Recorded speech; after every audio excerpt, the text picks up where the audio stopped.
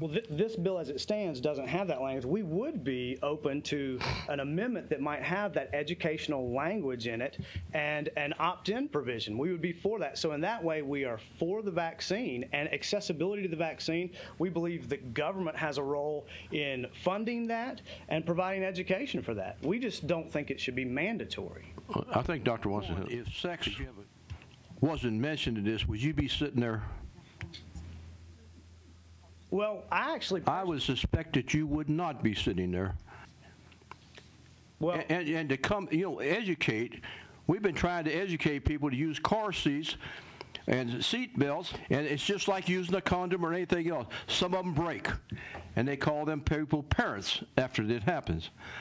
But to come up and use an argument like you gentlemen are doing, I think is an insult to the medical profession and to the members sitting on this panel today. You're back to your original point. If it weren't for sex, I suppose none of us would be here. But the other is simple parental rights. Your question about if this had nothing to do with sex, if it had to do with parental rights, we certainly would be here. I'm not going to carry this on too much for it, but every survey they've done, when they've put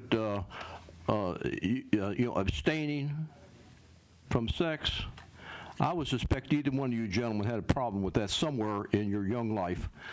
Is the mode of transmission. We don't want little Johnny or Sally to get coughed on, sneezed on, to be exposed to that type of epidemic in some cases. Can hepatitis be transmitted sexually? And we mandate that be administered. But that's a blood-borne pathogen, and this is not. This is only a sexually transmitted disease, and the reason we mention that is because that doesn't occur in fifth-grade class. Are either one of you gentlemen doctors or scientists? No. No, but I did spend 7 years in the OR, and I did have to be certified annually on airborne and bloodborne pathogens. Are you a nurse? I am not. I was a surgical consultant, so I am somewhat familiar with the process of the pathogens. Okay. You, of all people, and your wife, aren't you advocates for your children? You talk about education, and that doesn't do it. I have a couple of other points that I would like to make. So that wasn't a question? What? That wasn't a question? Well, you're right, it wasn't. I'm an attorney. I feel funny giving you a lecture on the issue of choice, Representative Stein, because you talk about it in other contexts, and we're talking about it here. You're given choice in this, Martin. You know, parents are given a choice in this. Well, as I said the other night, you asked me if people should be able to say no on this vaccine. Yes, they should, but we think this is an opportunity to say yes in a context of education about this and other things, and we think it offers a great opportunity to do that, but we think a mandate takes that away. What exactly do you want? Do you want there to be no you don't want the health departments to mention the HPV vaccine at all? Is that what you're going to be happy about? No, we would love for them to. Actually, the Family Foundation has been talking about HPV for several years, along with abstinence educators and others. We want full education and disclosure on this, and we think the government has a role in doing that. So we would be for a non-mandated vaccine with an educational program that did include an abstinence piece on it. It would have to address HPV. We could support something like that. Well, I'm not sure about the abstinence part, but, I can't help but...